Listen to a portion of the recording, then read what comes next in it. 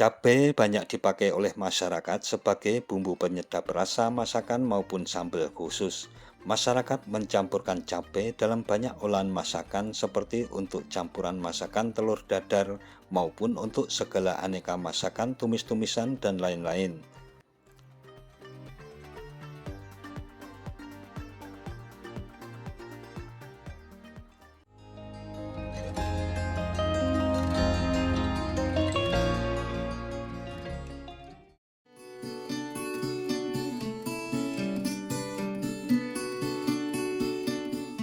Assalamualaikum warahmatullahi wabarakatuh. Mitra DMTV.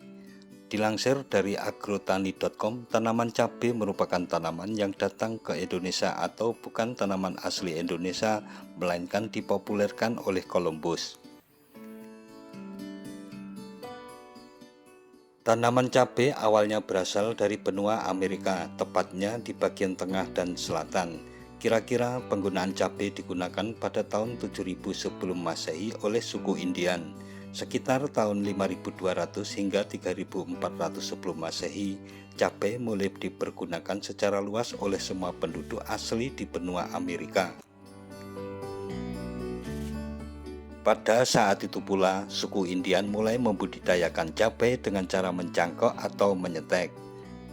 Pada saat penjelajahan samudra pada abad ke-15, Columbus menemukan benua Amerika.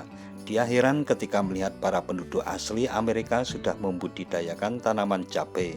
Cabai temuan Columbus ini berasal dari Amerika Selatan yang diduga disebarkan oleh suku Indian. Columbus memperkenalkan hasil temuannya di benua Amerika kepada masyarakat di Eropa pada tahun 1502. Negara yang pertama menggunakan cabai sebagai bumbu masak adalah Spanyol.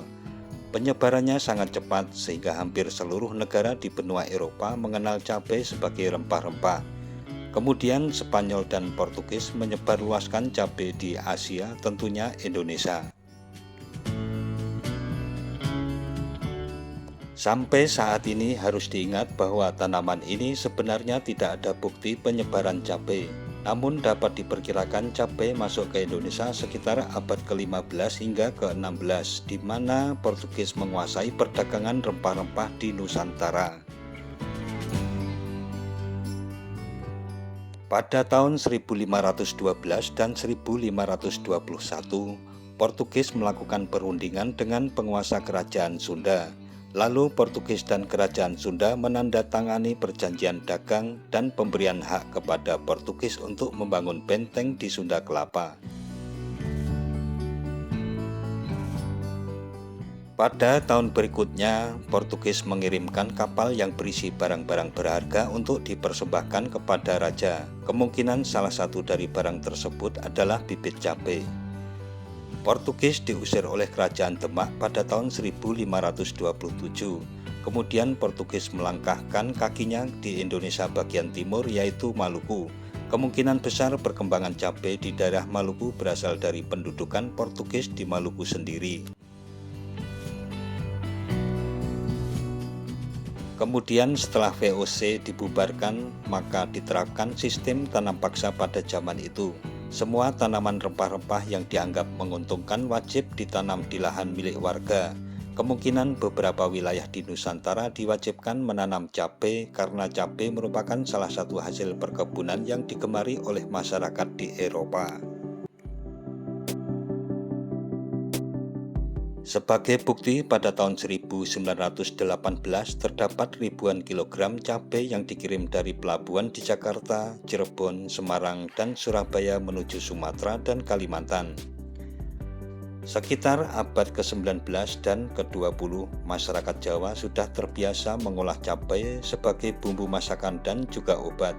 Dari penamaan daun cabai sendiri, masyarakat Jawa menyebutnya godong sabrang atau daun seberang. Sangat jelas bahwa cabai sendiri bukan berasal dari tanah Jawa.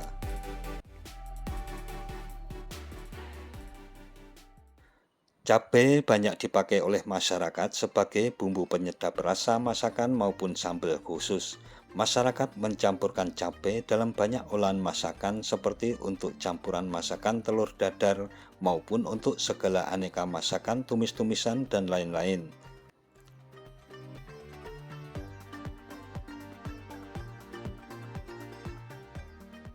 Baik cabai merah maupun cabai hijau yang orang Jawa sebut sebagai lombok hijau sama-sama mendapat tempat di hati para penggemar tanaman penggugah selera makan ini.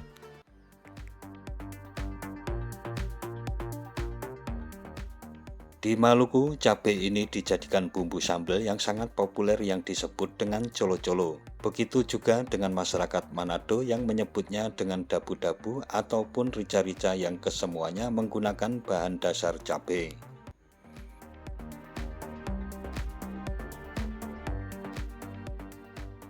Nah, mitra DMTV, demikian tentang kisah awal mula perkembangan cabai di Indonesia beserta dengan penggunaannya sebagai penggugah selera makan yang banyak digemari masyarakat Indonesia khususnya. Jangan lupa subscribe dan tekan tombol loncengnya agar tidak ketinggalan dengan video-video terbaru dari DMTV. Sekian dan wassalamualaikum warahmatullahi wabarakatuh.